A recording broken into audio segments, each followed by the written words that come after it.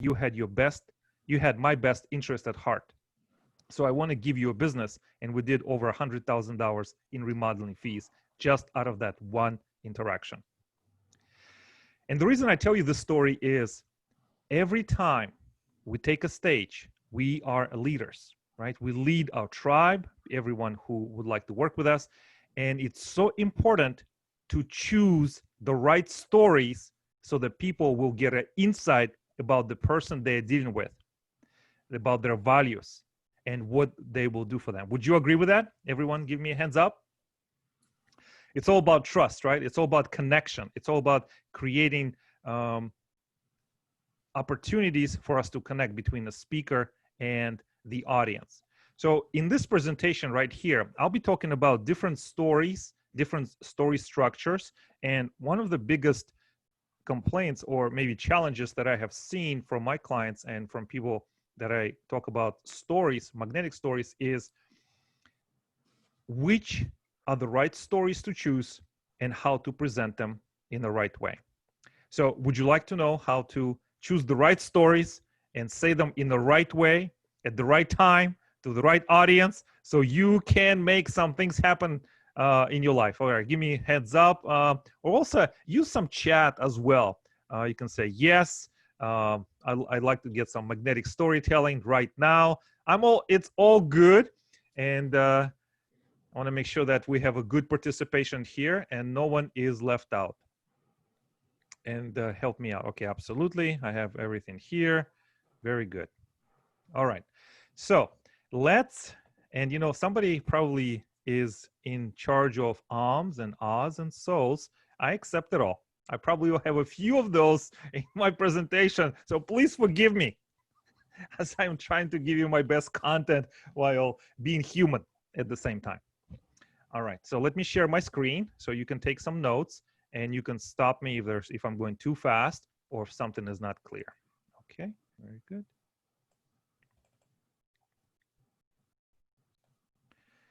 So welcome to Supercharge Your Presentations with Magnetic Storytelling.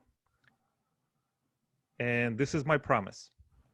You will be inspired to take action, take more risks with speaking, and create world-class stories with power and confidence so you can supercharge your presentations. And that's my promise. A little bit about me. I'm a TEDx speaker, also international speech district champion in 2015. Also a trainer for EA Sports here, speaker at the closing, keynote speaker at conferences, and also a keynote speaker at Siemens and a few others. I believe that all speaking is an energy exchange between you and the audience. It is the energy that you bring and the energy that you are sharing. Okay, so this is the beautiful quote that I have about stories. Tell me a fact and I'll learn. Tell me a truth and I'll believe. But tell me a story and it will live in my heart forever. So when you are giving a presentation, whether it's 5 minutes or 50 minutes, don't give a speech, have a conversation, because we really love conversations between us and the speaker. So I'd like to show you a few things that and it's used with permission from many different sources about the structure of stories. So I would like to ask people in the chat, and let's have a quick conversation before we jump in. What makes a story a story? What makes it compelling? What makes it want you to continue listening and be mesmerized by a speaker? So what are some of the qualities of the stories that you have seen? And let's put that in the chat, everyone. Emotion, okay, yes, I can relate to it, all right.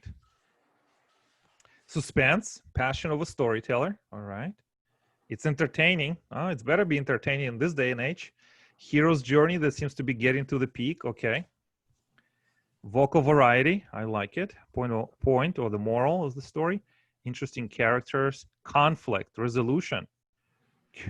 Current, okay, relevance. Conflict, lessons learned, real. Okay. All right, those are excellent. Connection. And I hope everyone is reading this as well. We have a very good participation in the chat. I want to make sure that everyone at least takes mental pictures or write some notes as well from the chat, because this is excellent. Overcoming adversities, all of it are excellent. So let's start in the very beginning. What are not stories? Okay, so stories are not always, they don't always have beginnings, middles, and ends. Stories are not anecdotes. And let me give you an illustration. For example, you and your friend going to Walgreens and you met Scarlett Johansson and she was buying a cake. And is that a story? I would say no. It's maybe a beginning of a story, but it's an anecdote. Stories are not they're not always about you. While you can be the hero when it's necessary, a lot of times it is not about you.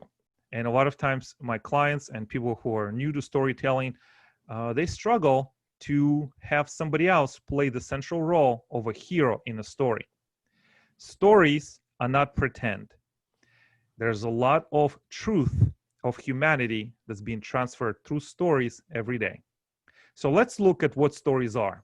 And I would like to share this one. Can everyone see this as well? This comes from Secrets of Storytelling from world champion of public speaking, Craig Valentine. And I've been a student of his and Darren LaCroix.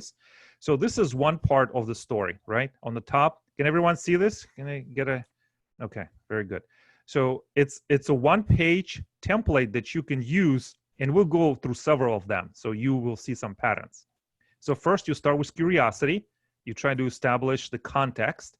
Then you establish circumstance. You have characters. In your opinion, so this is 9 different C's of storytelling. Out of all these excellent parts that makes excellent stories, which part is the most important one? Someone please type it in the chat.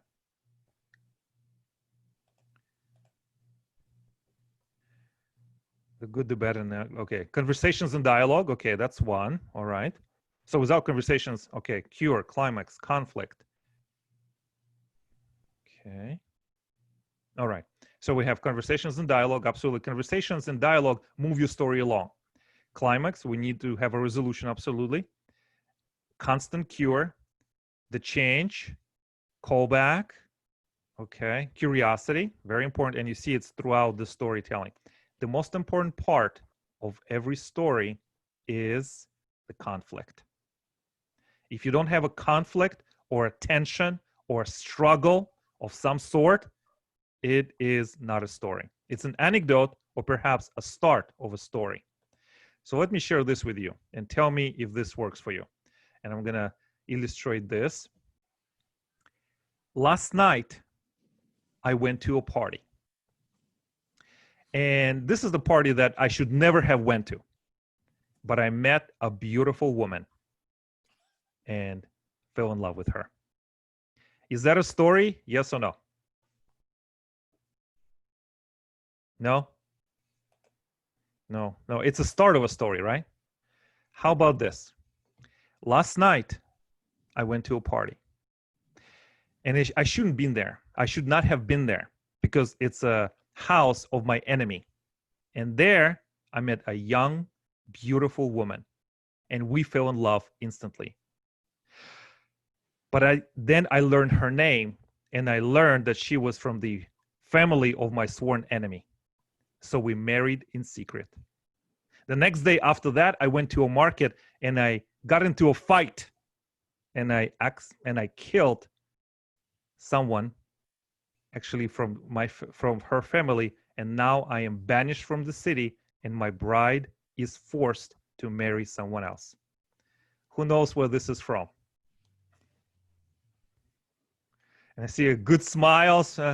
Okay, Romeo and Juliet, of course. This is a conflict, right? There's so many conflicts, families that are feuding, there's tension, there's struggle. So you can use this model, right? There's Romeo and Juliet, absolutely. So if you are telling stories in business or in your speeches or in the way that you are communicating, make sure that you can identify the conflict as often and as prominent through all of your presentations. Another interesting shape of story, comes from the American writer Kurt Vonnegut. And this is some of the other shapes of stories as well. Man in a hole, the main character gets into trouble, then gets out of it again, and ends up better off than the experience. And it tells you where you can find it. Another shape of story, boy meets girl. The main character comes across something wonderful, gets it, loses it, then gets it back forever. From bad to worse, the main character starts off poorly, then gets continuously worse with no hope for improvement. That sounds really bad, but there's a lot of conflict. Which way is up? The story has a lifelike ambiguity that keeps us from knowing if new developments are good or bad. And that's in Sopranos as well. Okay, so this is one. How many people are a little bit overwhelmed? A little bit, like, you know what, this is too much information. This is, a little bit not what I expected. Would you like to know a little bit more clear framework that you can build every story? Okay, so there's 4 parts, and I will share this with you. Number 1, and you can write this down: context. Where, when, and who. So where is the story taking place? Who is involved?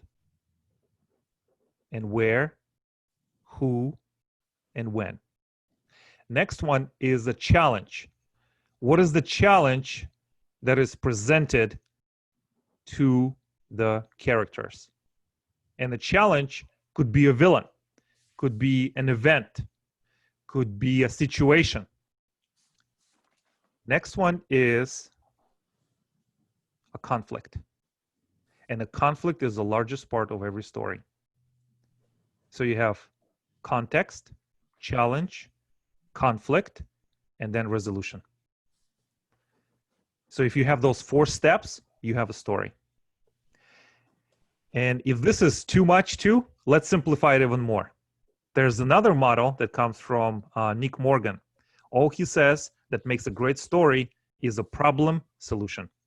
Problem solution. What is the problem? What is the solution? And if you want, you can have a call to action as well. So I'd like to ask everyone to try this interactive exercise with me. And we are going to stretch our creative brains and minds and also our fingers as well. How many people have heard this phrase that is attributed to Ernest Hemingway, that you can tell a story within 6 or 7 words? Give me a thumbs up or applause or whatever is in the chat. And even though this phrase is attributed to Hemingway, it is not totally proven. So I'd like to, for everyone, to tell me a story, but I need you to tell me your story in 7 words. And if you are feeling conflicted, okay, this is the first time you're hearing about this, let's do 8. And for those of people who are really, really into this, if you can tell me a story about your life or perhaps something interesting, but use 6, 7, 8 words, no more. I'll give you an example. The phrase that comes from Hemingway and that is in popular culture is this: the story only has 6 words. For sale, baby shoes, never worn. For sale, baby shoes, never worn. Is that a story? Perhaps a sad one, perhaps a very dramatic one, but it is a story.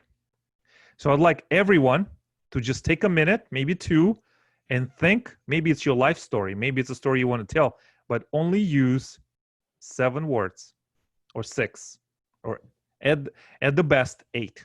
And I'd like to see if we can do that. And also, all right, so I have one from Jim Ellis.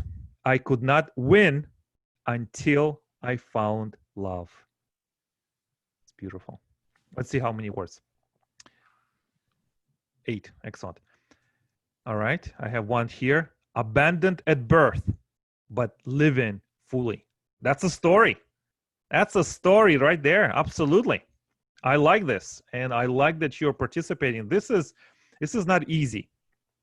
And corporations, clients that I work with sometimes have difficulty after months of work together of creating with a story. Okay.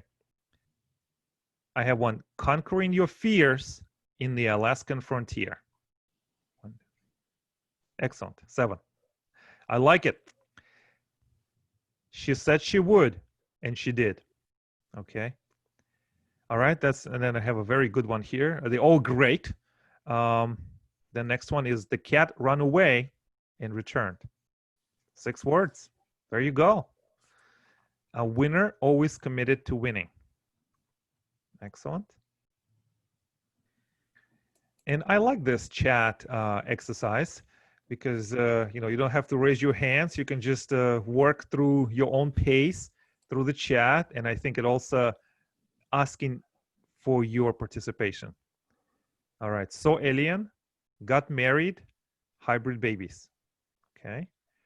Forever love, no temporary happiness. Not wanted, but found a way. Wow. It's very deep. Very deep. And I see you have some more conversations here in the chat. Okay, excellent. 62 and just getting started. I like it. Quit eating sugar, found my passions. Constant struggle to survive and give back.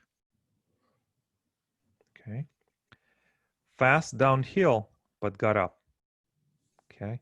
There's so much you can tell with just a few words. Moved away, found purpose in failure. Succeeding in spite of bad advice. That's the story of my life right there. At least one of the chapters.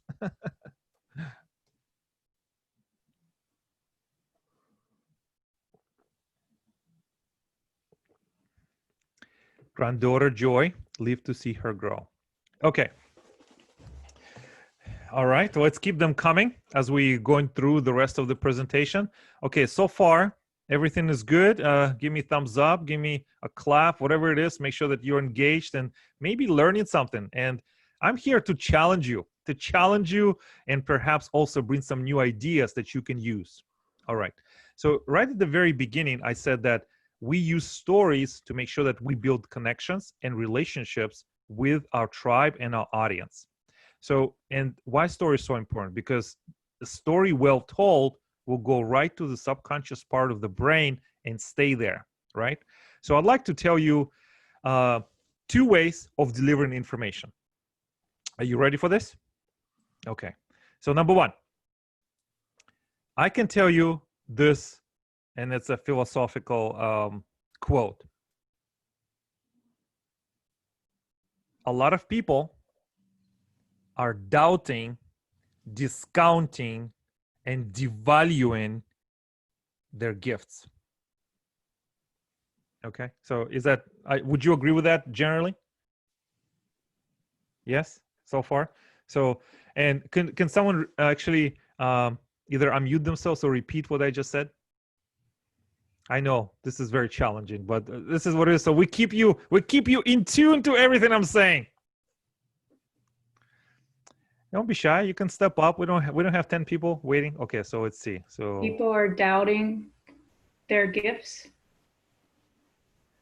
Yeah, people are doubting their gifts, right?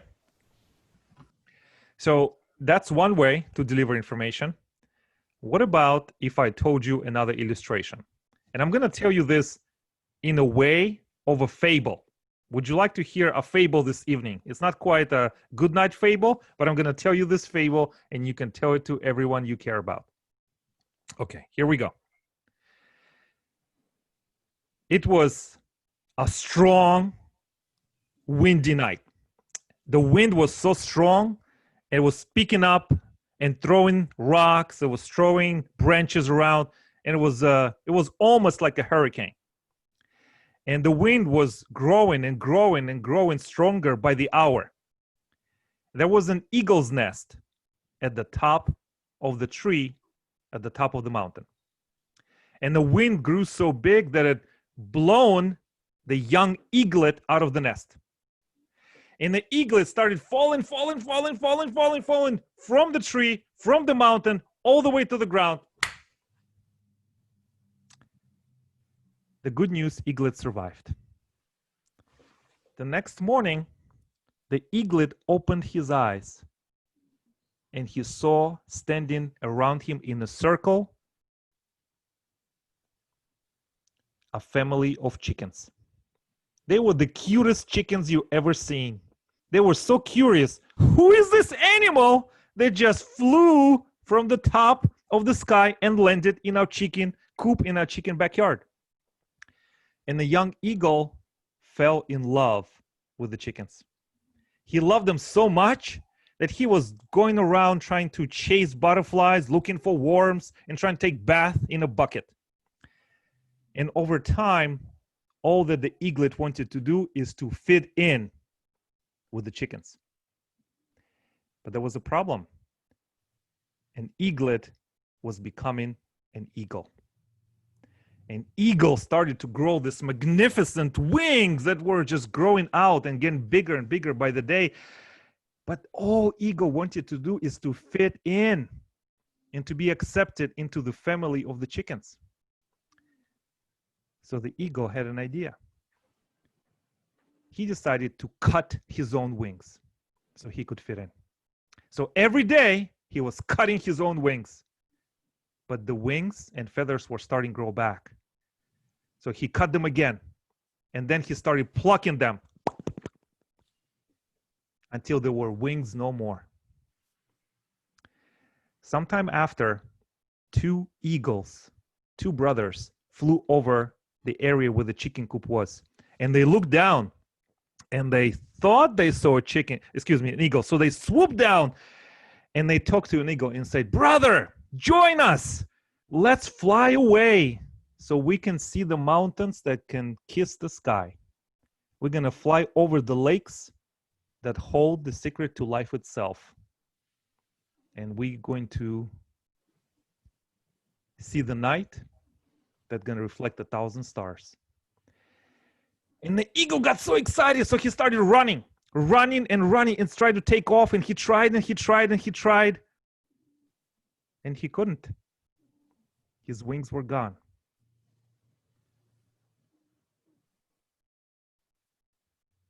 And all the eagle could do is just watch his two brothers disappear into the ocean of clouds. And all he could do is start to walk back to the chicken coop because it was time for his meal. That's the end of the story. The reason I say this, we can tell so much by either talking about the fable with characters, change, and conflict versus a point of wisdom or a point of philosophical evidence. Would you agree with that?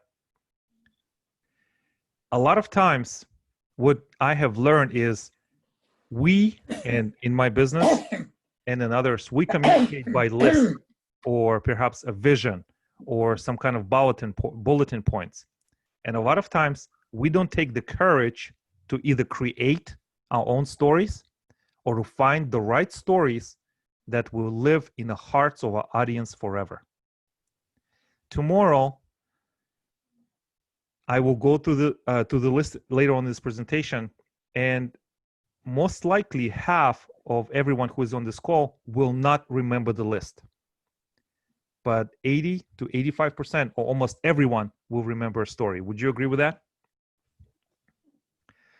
So what is stopping us from telling great stories now?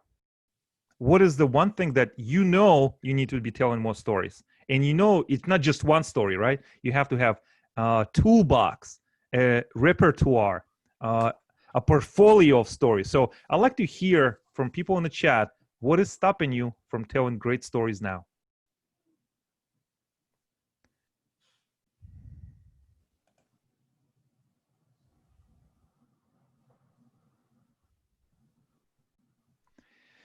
Okay, so I have one, laziness, not looking for them. Okay, finding them. Maybe fear. That's an interesting one. Okay, so let's get a few more so we can reflect on it and discuss it. Okay, can't remember. Being wrong. Okay, please tell me more. Not sure whether stories are worthwhile telling. Privacy. Thinking you don't have a story to tell. COVID-19 keeping me inside.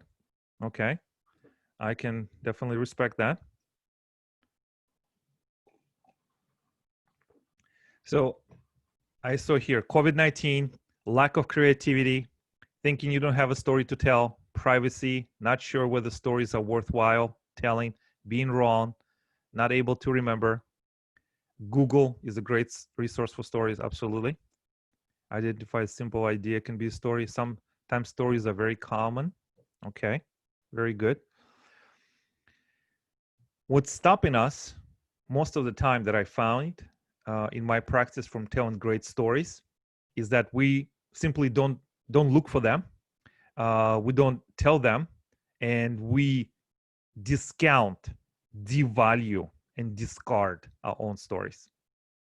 So what I'd like everyone to do is to think about, you don't have to write it, or just think about what is the action plan you will implement from this day forever, for the rest of your life, that you will be collecting stories from now until eternity.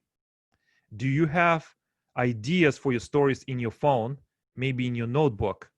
A lot of times, everything can be a story, right? Remember, problem solution. Problem solution doesn't have to be complicated.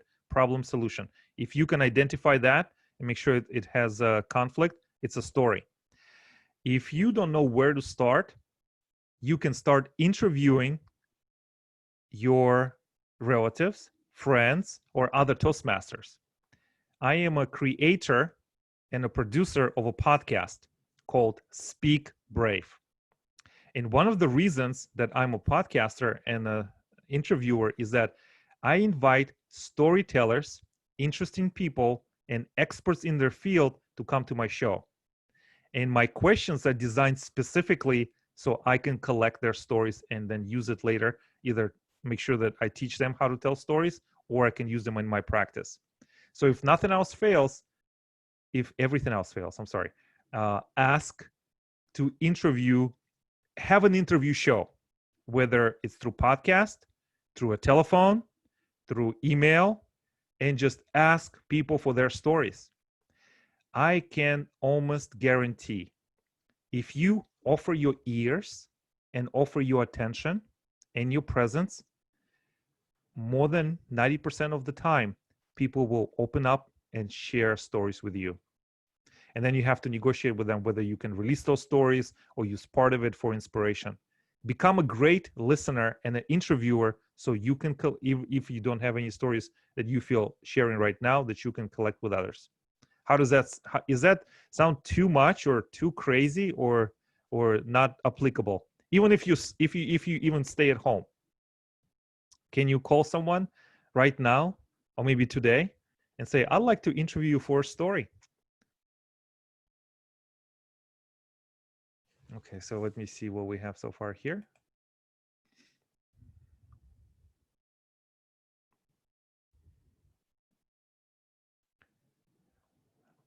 Absolutely. Absolutely. And your story file will become your toolbox. So let me share this illustration with you. When we are in the business of communication, and sometimes our income is determined on the quality of words that coming out of our mouth. At this time, you 100% better collect stories. There's no excuse. Furthermore, don't just have one story. Have a story why you are doing what you're doing in your life, in your occupation. How did you, if you're working for someone, what led you to work for this company? If you're working for yourself, have a, and okay, I'm already, there's a two type of stories. Number 3, why did you founded your company? What is the problem you're solving? Have a story about your competition. Have a story when you failed. Have a story when there was a mistake and how you owned up to it. Have a story when there was a problem and you resolved it. Have a story why, why somebody should hire you. I would say that if you are a communicator of value and looking to elevate, either being at a higher level of communication, you should at least have between 15 to 25 stories at the ready, either written down or in your brain, not the fully fleshed out stories, right? That you can use anytime when somebody invites you to be the podcast host, either a Toastmaster project or in your everyday communication. And it takes time to collect those stories. The reason that I'm asking you to do that many is that over time, stories, they never die. Stories, they grow. And over time, your brain will find a way to tell your story in less and less amount of words. I call it the economy of words. There's something in the brain. The more you tell, the more you sell. That's what we say in my profession. But your brain will find ways to replace words and make it stronger. So how are we doing so far? Give me some feedback on everything that you are learning. And are you overwhelmed? Maybe a little bit scared to have 25 stories in your pocket, walking around and just be a storytelling machine. Tell me, is this possible? When will you? Let's have this poll here in the chat. So when will you have at least 10 stories ready? In a month, in 6 months, in a year.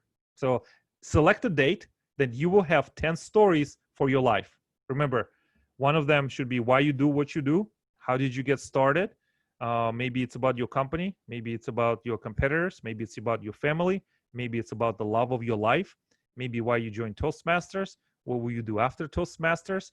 I need 10 stories and I need a commitment from everyone. When you commit to yourself and also to this group, that you will have those 10 stories ready. And again, they don't have to be fleshed out 100%. They just either key points or maybe just one page per story. And let me see what we have so far here. All right, so end of August, 10 stories, okay. 10 by 8/24/20, 2 months.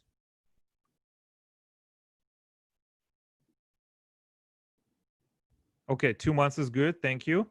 1 month, not scary now. Have 10 now, writing a book. Excellent. Need Genesis story for my business within a week. Absolutely. 10 by the end of July. End of August. 2 months. How do you get 25 stories? I can send you a prompt. I will share my email address and make sure that you email me or call me, and I'll send you exact prompts and resources to help you get 25 stories on time. I keep running a brainstorm note. I filled file on OneDrive, separate folder. I should write down the wrong stuff. Okay, excellent. My sister is in service heading to Germany. She has a story. I could do that. Okay, very good. 10 in 10 days? That is awesome. This is what we need. We need a story per day. And can you do it? I think so. It's Hollywood Joe. Please, everyone, give a big applause. 10 in 10 days. This is amazing. Thank you. All right, somebody just subscribed to Speak Brave podcast. Thank you very much. We always need more fans, and also I will invite you, if you're a Toastmaster and you'd like to be a guest on my podcast, please reach out to me. I will take you through the process through green room, recording, video, audio, whatever you like, and we can help you feature some of the episodes on my podcast. Normally it's between 250 to 5,000 listeners per episode. So it's a big reach. It's international. So let me know if you would like to be a guest. I'll be very happy to feature you. Okay, very good. So let's go to another topic here. So now you have 10 stories, right? Or at least one. Okay, your Genesis story. How did you get started with this? So now you run into a problem. And I'm doing a hypothetical here. What makes a story boring? Okay. So like, okay, so you're thinking like, what kind of, what, like you have a story and it's good in your head and it's, you know, it's marinating, it's growing, it's growing, it's growing, and people seem to like it. You seem to like it more every day. So I'd like to hear from you. What are the challenges you have experienced that when your story is not interesting, or in your mind, you think it's boring? Okay.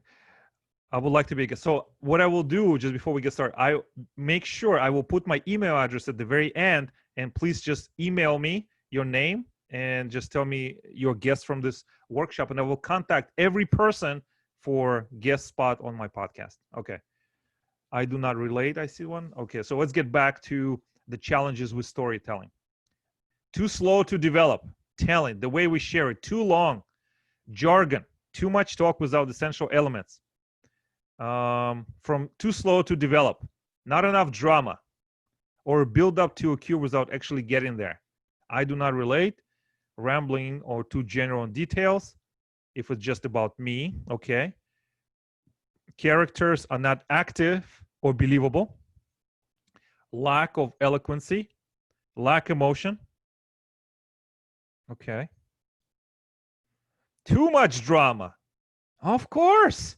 Why not? That works too. Too much drama. It's, you know, okay. I like it. Too much humor. All right. That's a good problem to have. Some people are willing to pay for humor. You have too much. Excellent. To whom you're telling, it is also important. Absolutely. Okay. So this is some of the problems, and everyone, this is some excellent wisdom being shared here in the chat. So make sure you pay attention to what the chat is, because this some of the challenges everyone experiences, and once you recognize the challenges, you can reflect on it and perhaps also ask for resources from each other and also from other people and from me as well. All right. So not carefully crafted words. Lack of eloquency, lack of emotion. All right. So remember, we went through this exercise about the framework, what the story is, right? Context, challenge, conflict, resolution. And a lot of challenges are a lot of storytellers that they have is they doubt that the stories are interesting. One of the things that I have been using over the years is dialogue. Dialogue between characters or inside the brain moves the action along, right? So instead of narration, you have dialogue, and that moves the story forward. Before you create a story, somebody has 10 for 10 or one in 20 days. Number one question you have to answer in your own brain is this: what is the objective of this story? What is the objective of this story? Do I want to be entertaining? Do I want for my audience to take an action of some sort? Do I want them to stop doing something? What is the objective? And once you have the objective, put it on a 3x5 card like this. Okay, so this is going to be like objective for my story, and you put it on a card like this. And then you look at this objective all day or the next day or next few days, and you look at it and you create a story. And also be gentle with yourself. Great stories happen to those who can tell them, and it takes time. Great stories, you know, it takes years sometimes to tell stories, but you don't have years, right? I mean, to develop on the stories. You want it right now. You want the stories to make sure that they are working through it. One of the best ways that you can start is start telling more stories now. But the thing to be cautious of, if you meet somebody for the first time, and when you say it like this, let me tell you a story, something happening in the brain of your listener. They say like, you know what, please don't tell me a story. So then don't use those words.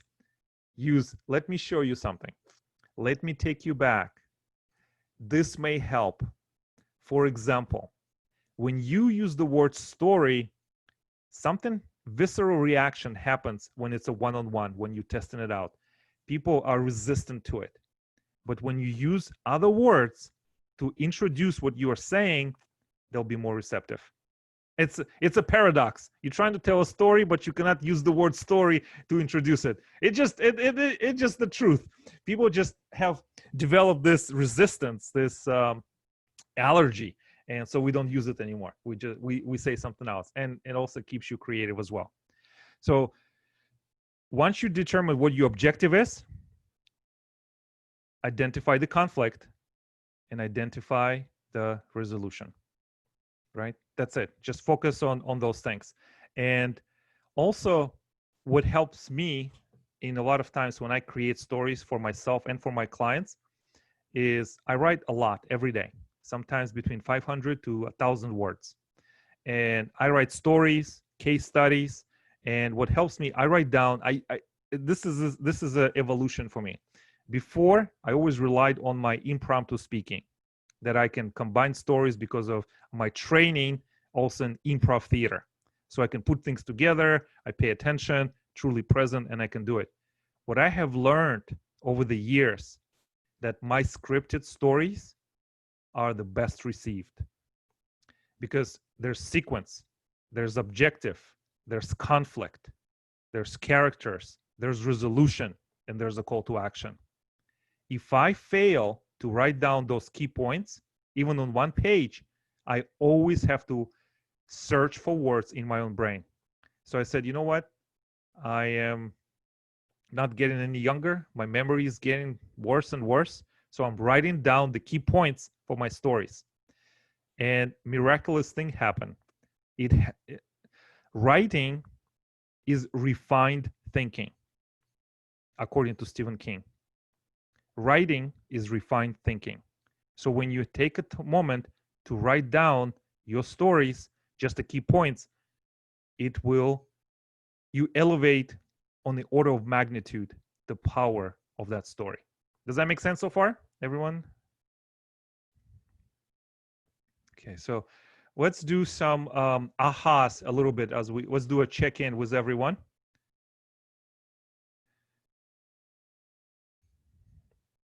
Okay, so I had say it again. Okay, which part? Which part are we? Which part do we need? What is missing? What did I miss? Oh, say okay, Angelita.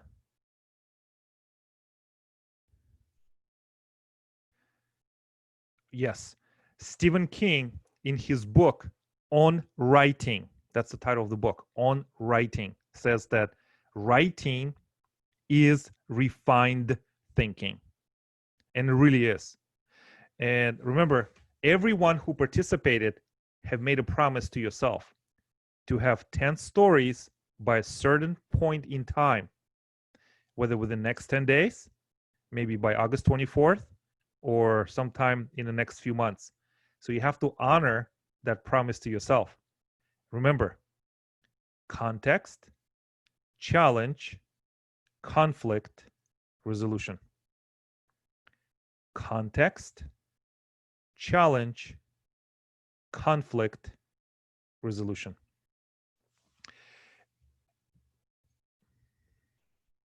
Another common thing that you can do is you can tell a story or share an important message, but you can move some things around.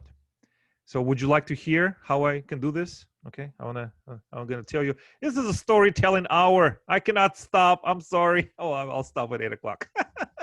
Okay, so let me take you to the year 2000. How many people remember the year 2000? It was a very important year in the United States economy. The financial landscape was shifting. But the most important thing probably in my life was watching TV, and there was this commercials about the pet socket, and there was a pets.com. You remember that? Little socket, and it's so funny, it's so humorous, right? And also what came with pets.com and others was a .com burst, .com bubble, and the crash, right? A lot of the .coms, they burst and crashed. So there was a team of executives who had a company in California. And in third quarter of 2000, they were bleeding cash. They were really losing money. And they were waiting to meet an investor who could bail them out and make sure the company survived. So they were waiting for this meeting with this investor for months. And on one night, the executive team had a party. Everyone was drinking. They were hungover. They were no shape or way to go anywhere for a business meeting. But this company wanted to see them next day. So this team chartered a private plane and flew from Santa Barbara to Dallas, Texas, to meet with this investor who could invest in them and save the company. So this executive team came into the downtown office and they were intimidated immediately. They were in the offices of the industry leader, the company that could invest and save them. So executives from California made their pitch, showed their PowerPoint presentation, and created an ask. They said, invest in us, and we're asking for $50 million. When they said that, they saw the CEO of the big company. He had a micro expression, like a flash on his face that was perhaps laughter or maybe a smirk, and then quickly went away. At the end of the meeting, the big company did not invest, and executives went back to California. That's not the end of the story. The team that flew to Dallas was by a little company called Netflix. They were coming to see the executive team of Blockbuster. As of July 23rd, 2020, the market cap for Netflix is $214 billion. And Blockbuster no longer exists. Oh, wait, there's one store in Oregon. It's like an antique store. You see, you can tell stories and you know the punchline, you know the resolution, and you can keep it at the very end. So this is just one example. If you feel that your stories are not interesting, or there's too much dialogue or not enough dialogue, take a risk. Move some data around that you can capture and hold the attention of your audience until the very end. How does that sound? So far, so good? Okay, so we're coming to an end. I mean, there's so much more that I could go, but I'd like to open it up to specific questions for me, and also for specific questions on anything that I covered so far. Thank you. Okay, good. I have one. So I'm open. You can also unmute yourself if we can be civil and, you know, and just start asking away. And I'm happy to answer every question that you have.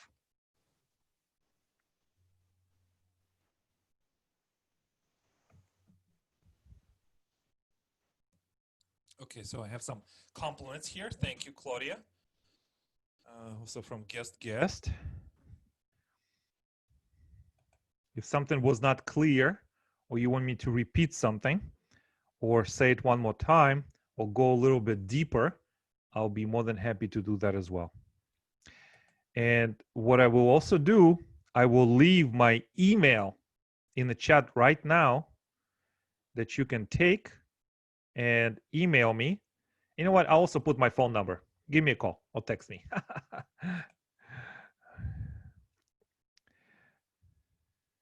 Tips how to start stories. Okay. Sorry, I missed most of this. What did I hear? It was great. Okay. What are the possible objectives of the story?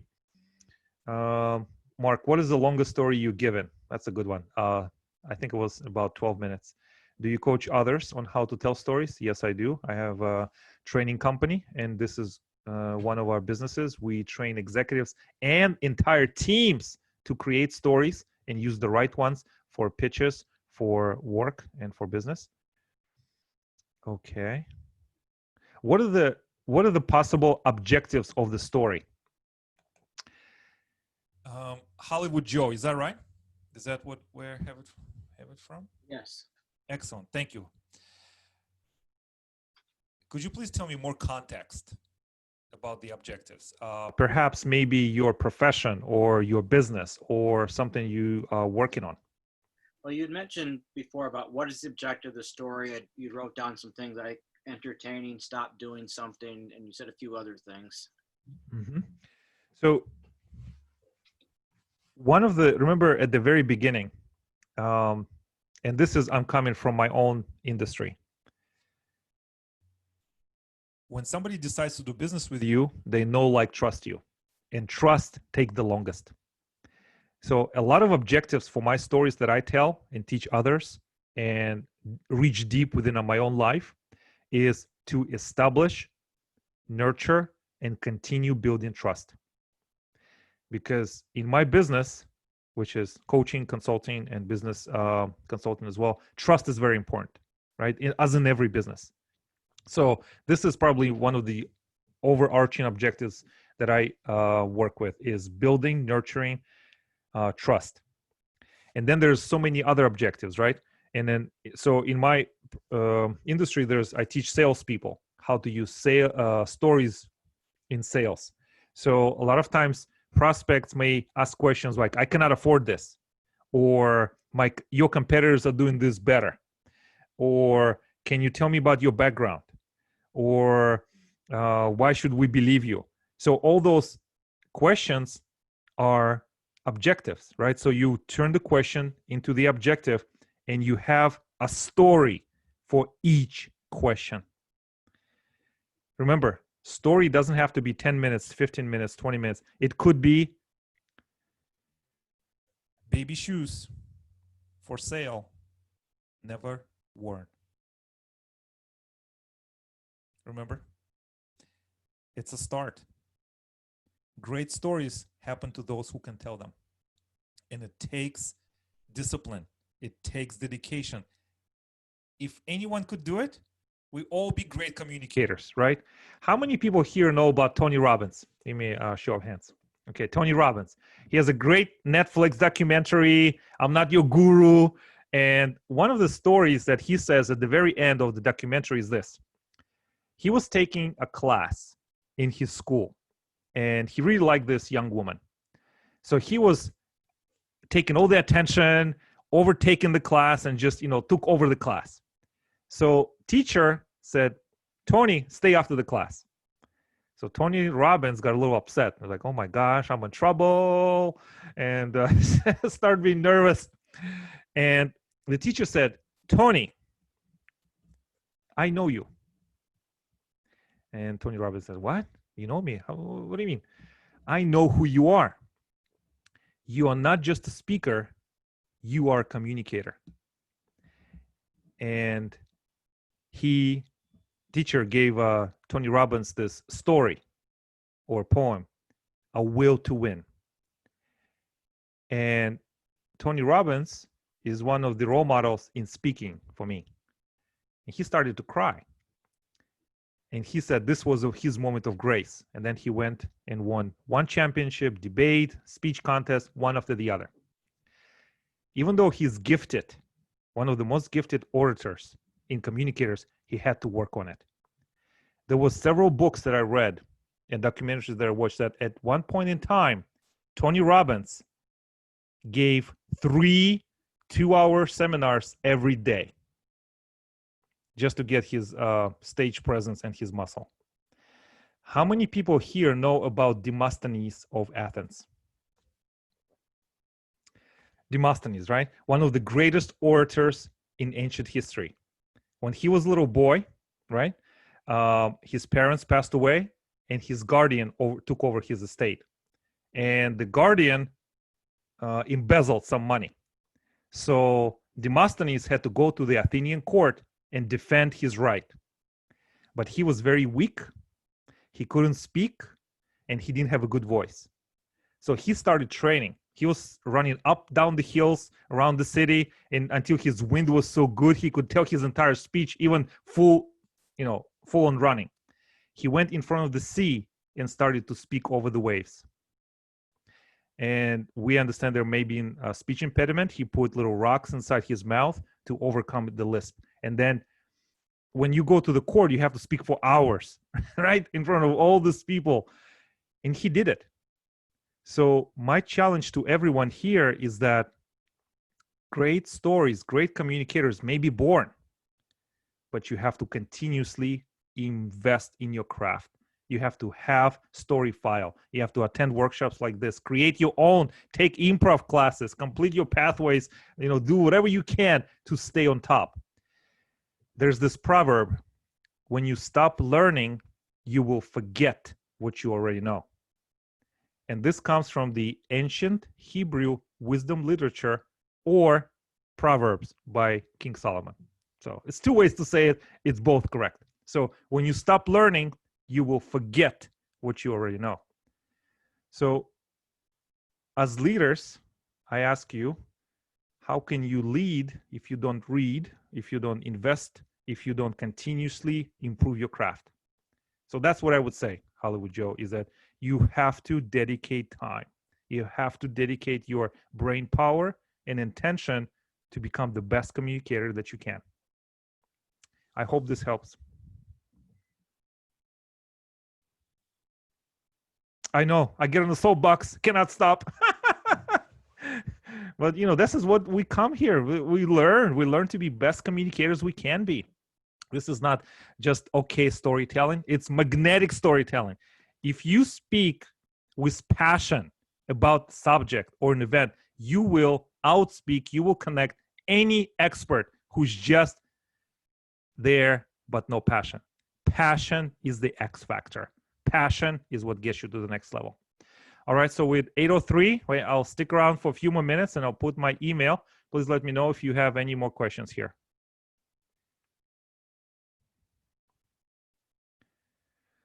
And you can unmute yourself or send me a private message as well. And let me put my email address here as well. Make sure that you can, and my phone number.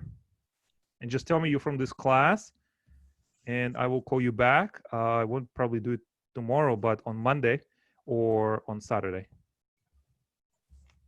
So Mark, this is Angelita. Hello. Yeah, hi.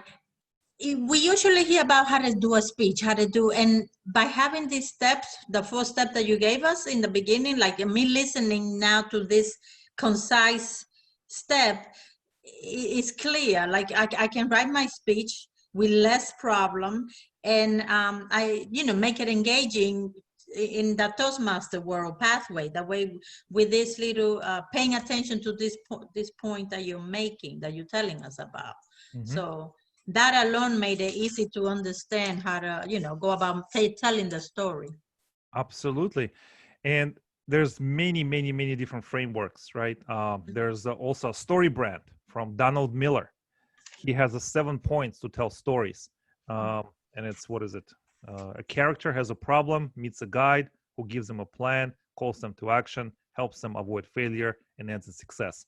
Mm-hmm. I was so inspired by this, and you can look it up at Donald Miller website, is that I made my own, but instead of 7 points, I have 5. Hero has a conflict, you have a cure, produces the change, you have a call to action. It works. I teach it to my clients and I use it as a circle. Okay. Some of the resources you can use, one of my favorite authors is Nick Morgan. He is a professor at Harvard and University of Virginia. Nick Morgan. He wrote a few excellent tomes on public speaking. Then also there's a book called Storytelling Animal by Jonathan Gottschall. Talk Like Ted, another one by Carmine Gallo. In business, the luminary in business storytelling is Nancy Duarte. She wrote a few books and very active in the field. That's a few. Donald Miller, make sure you check him out as well. He's excellent. So everyone has my email address. And my phone number. Please text me, call me, email me. And I will reply to you. Tomorrow, I'm working with clients, so I won't be able to quickly return your messages. But Saturday, even Sunday or Monday, I'm happy to talk to everyone. And if you just want to talk on the phone and tell me about your storytelling challenges. You don't know what stories to tell. I will listen. I will listen, and we can figure out together. I will not sell you anything. I just want to get to know you and share what has worked, what doesn't work. And I feel that there's magic in learning powerful storytelling, and I hope you can find it. Thank you. Can we have a round of applause for Mark, please? Thank you, Mark. Wonderful job. Thank you, Freeman. I hope that This was excellent for everyone. Entertaining. Try to be entertaining as much as I can. And now that you have heard story about Netflix, you can also now watch Netflix.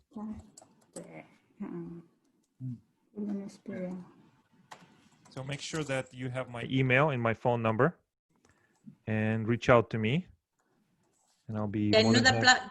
I knew Blockbuster went out of business, but I didn't know that story. That's something. And also, there's another story about Blockbuster, right? That CEO Reed Hastings supposedly